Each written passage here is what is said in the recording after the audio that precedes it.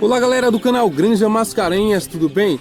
Galera, hoje venho falar sobre um plantel misto com raças variadas, a produção de ovos coloridos e as novidades na granja. Valeu? Vamos nessa!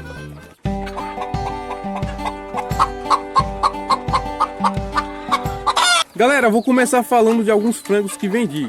3 filhos do galo suro e 3 filhos do rodo. Eles já estavam bem grandinhos, comendo muita ração e dando bastante trabalho. Como falei em um vídeo anterior, os machos são o ponto negativo da reprodução, né? Pelo menos para mim. Então eu vendo o mais rápido possível. Ficou um franguinho suruco, né, que já está encomendado, aliás, e logo logo ele terá um novo dono. Dos pintinhos que nasceram, também tem um bocado de machos, aparentemente. E também vou vender mais da metade, deixando somente os que nasceram dos ovos que comprei, da raça Meralcana e Plymouth Rock Barrada. E talvez eu deixe 1 ou 2 dos que nasceram das minhas galinhas. E daqui pra frente o foco vai ser seleção e melhoramento, né? Tem um bocado de ovos de rodo na chocadeira, então vem muita coisa boa por aí. Eu coloquei o pajezinho com as galinhas para ver o comportamento dele e parece que será um ótimo reprodutor. Pelo menos para cruzar ele é bom. Eu vou separar ele com algumas carijós e a pescoço pelado, filho de rodo. Deve tirar aí boas crias. E por enquanto o velho suro está isolado. Agora falando sobre ter um plantel com raças variadas. Algumas pessoas costumam perguntar se pode criar raças distintas no mesmo galinheiro e tal. Pode sim, mas é importante que sejam raças com a mesma aptidão ou coisa parecida, né? Galinhas que sejam só poedeiras ou de dupla finalidade. Nunca misturar galinha de corte com galinha de postura, não dá certo. O manejo para cada uma é bem diferente. Para a produção de ovos, você encontra raças comerciais distintas, com comportamentos diferentes e até exigências nutricionais diferentes, mas que podem muito bem se encaixar no mesmo plantel e produzir ovos perfeitamente. Lógico que em granjas convencionais isso praticamente não existe, até porque as linhagens comerciais têm um manual. Esse manual é seguido à risca pelas granjas, coisa que seria difícil num plantel misto, mas numa pequena criação de galinha caipira é algo comum e que tem muitas vantagens. Uma delas é a produção de ovos com cores e tamanhos variados. Ovos assim passam a primeira impressão de que são de fato caipiras, facilitando a venda e deixando o cliente satisfeito, né, e fiel ao vendedor. Existem várias raças de galinhas poedeiras comerciais, né, linhagens industriais, que botam ovos com tamanhos e cores variadas. Alguns exemplos: as poedeiras vermelhas como a Isa Brown e a Embrapa botam ovos marrons escuros.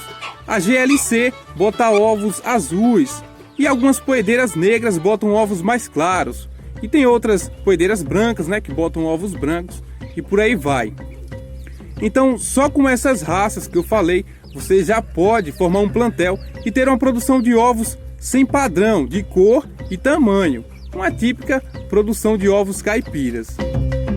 Essa prática já é comum em algumas criações e até mesmo quem cria em confinamento vende ovos com essas características como se fossem caipiras.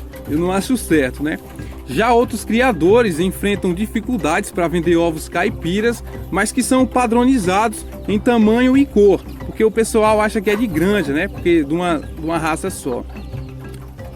E eu estou falando de alta produtividade, pois essas raças comerciais que eu mencionei, elas produzem aí até 300 ovos no primeiro ciclo de postura. E para quem gosta de uma criação mais rústica, que é o meu caso, as opções aumentam bastante. No Brasil já é possível encontrar uma grande variedade de raças, poedeiras e de dupla aptidão, galinhas que botam ovos azuis como as ameraucanas, marrons escuros, cor de chocolate como os de Marans, algumas botam ovos verdes, creme como os de Plymouth Rock Barrada, né? Brancos como os de Leghorn e por aí vai.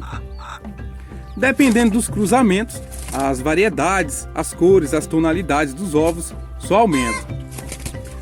Aqui no canal tem uma playlist recheada, se chama A História das Raças, que além da história, você conhece as variedades e características de muitas raças de galinhas espalhadas pelo mundo.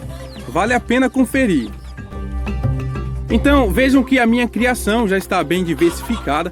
As poedeiras Isa Brown deram lugar às galinhas mais rústicas, mestiças, galinhas de dupla finalidade e algumas só por serem diferentes, né, como as suras.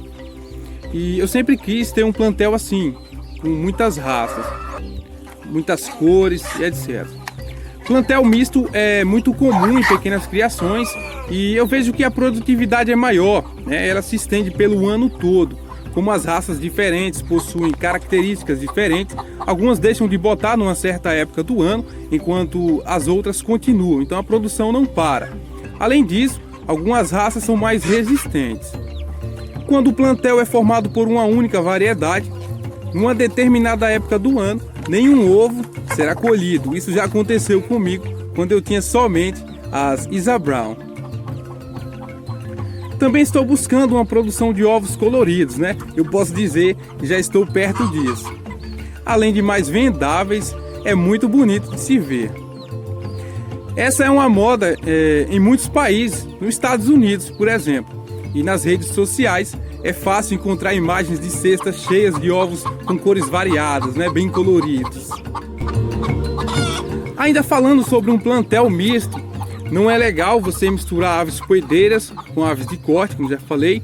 Isso vai tornar o manejo muito complicado e quase impossível de obter sucesso. As aves de corte, elas comem muito, né? Elas engordam muito, além de serem muito maior. E a desuniformidade no plantel gera muito estresse no galinheiro. As Label Rouge, pescoço pelado, né, de casa de ração, por exemplo, elas não dão certo de jeito nenhum com as poedeiras.